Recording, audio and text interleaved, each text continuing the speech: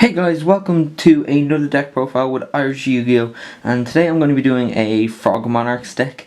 This is only a fun deck, it's not really competitive, but when you get it off, it's very difficult for your opponent to actually deal with the monsters that are on the field. So it's a really fun deck, and if you have a little spare cash, I would recommend building it. It's so fun. But right now with Monarchs, the new Monarch support coming out in about in this month actually, Monarchs will more push into that direction, and the Frog Monarch engine will kind of die out, would be my guess. So we'll get straight into the deck profile. So first of all, you run, of course, your frogs, which is 2 Treeborn Frog. He's your main frog for the deck. You get him from the grave, you can special summon him, and he's your main tribute target for the Monarchs to come out. On top of him, you run 3 Swap Frog. He's your main sender to the grave. You can send your Treeborns to the grave, or you can discard a water monster and special summon him, so he's also good for a tribute target as well. So you need him at 3, so you do. Then for the rest of the frogs, you run Ronin Totem and Dupe Frog. This is mainly because you only run one each, because Ronin Totem banishes a frog from the grave, and you don't want to banish your Treeborns, or you want to banish either your Swaps or your Dupe Frog, but you only want to run one. You could bump this up to 2, but I like it at 1. And then Dupe Frog, when he dies, he's just got 2k defense, so you can sit on him, but when he dies, you can bring a Swap Frog to your hand pretty much. So that's it for the Frog engine. Moving on to the Monarch engine, you run triple Caius. I like Caius at 3. I kind of even run 4 with the Mega Caius as well. But I really like Caius at this, because he's just banishing right now is so good. You really need to get rid of your opponent's monsters permanently. So Caius at 4 basically is really good. Then on top of that, you run double Ryza and the 1 Mobius. I like Ryza at 2 because, you know, giving your opponent a dead draw, essentially it can be, because you send it to the top of the deck, and Mobius hits 2 spells of trap. So Mobius is good because you can knock out both those pendulum scales. So you maybe consider bumping Mobius up more than 2 and bringing Ryza back down to 1, but that's just something that can alternate there. So either 2 Mobius or 2 Ryza, never more. And then for the last Monarch, it's kind of a troll one, is Zaborg.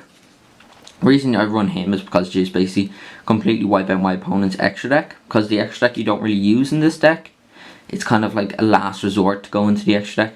But what he does is when he's tribute summoned, he targets a light monster and destroys it, and then depending on that monster's level, you get rid of that many cards in your extra deck, and then you can go to your opponent's extra deck and remove the exact same amount of monsters.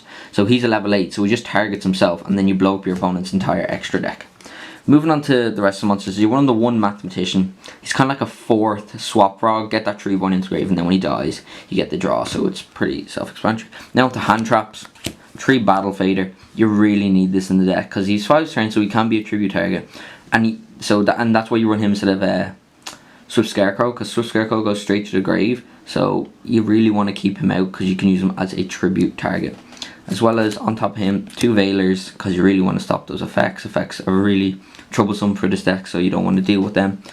2 Jack Frost. Jack Frost is such a good card. He's like a Book of Moon from the hand when your opponent attacks. So 2 of him, he's just so great.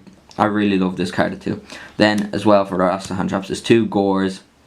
He gets you the token, and he's a 2700, so he's pretty powerful. Moving on, the rest of the tribute summon monsters, you got 2 Majesty Fiends. You really don't want your opponent to get effects off in this deck, because they just completely destroy this deck. So 2 Majesty Fiends is really good, as well as 2 Vanity Fiends. Now you run 2 of each, but if you were going to, you could either run 3 of one of them and 1 of the other. Don't go more than 4 of the 2 of them in the deck, because it's just too cloggy then. So yeah, stop Vanity Fiend and Majesty Fiend, stop effects and special summons. Then for the rest of them, you got the Jinzo, stop traps, and the Light and Dark. Completely just pin down your opponent by stopping all their effects. Moving on to spells, triple Monarch Stormfort. This card is so good for this deck. It's like, I can't remember what the card is, where you get to tribute summon your opponent's monster, but you don't get to attack. It's like that, but better, because you do get to attack, and it's a quick play as well. So, you know, it's just such a good card. You need it at 3 in this deck. Tribute summon your opponent's monsters. Then you run for the broken play in the deck. Enemy Controller.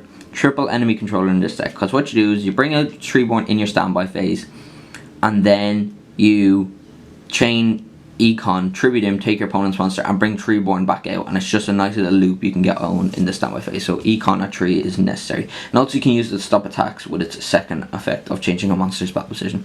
1 Foolish Burial. It's your 5th swap frog. Get that Treeborn into the grave as soon as possible.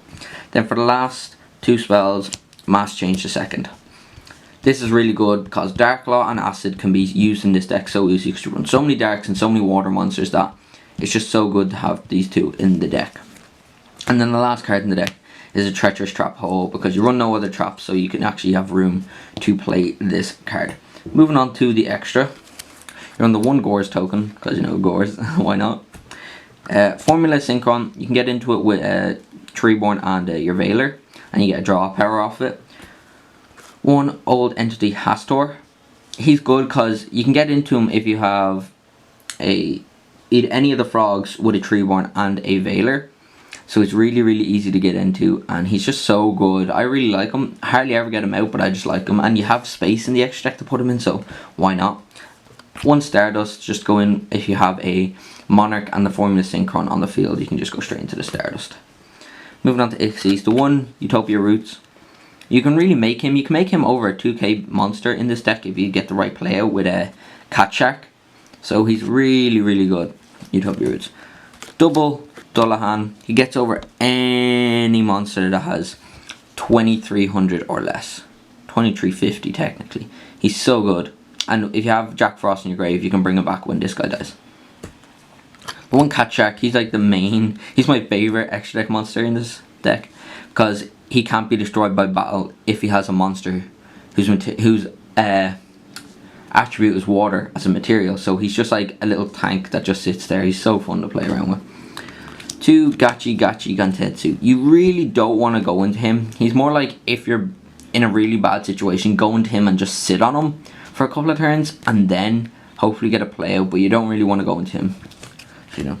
1 Daigusto Phoenix. This is mainly for an OTK play with Ryza, or if you're running Mega Ryza, it's even better because you can target a wind monster and it can attack twice. And then for the Monarchs, basic Ixies are the 1 Photon Strike Bouncer and the 1 Gauntlet Launcher. The 2 rank 6s, one stops effects and the other just blows up anything. Gauntlet Launcher is so good because you can use his effect as many times as you want in the turn. It doesn't say once per turn, so you can just keep blowing up, and then Bouncer gives your opponent the negates the effect and makes your opponent pay 1000. Then because of the mass changes, you got the 1 Acid and the double Dark Law. You can just go into these so easy in this deck, and it's just so broken. That's it for the deck profile, guys. I really hope you enjoyed it. If you did, please do give it a like, and remember, subscribe to Irish Yugioh for more fun Irish deck profiles in the future, pack openings and discussion videos, and I'll see you all in the next video. Bye bye.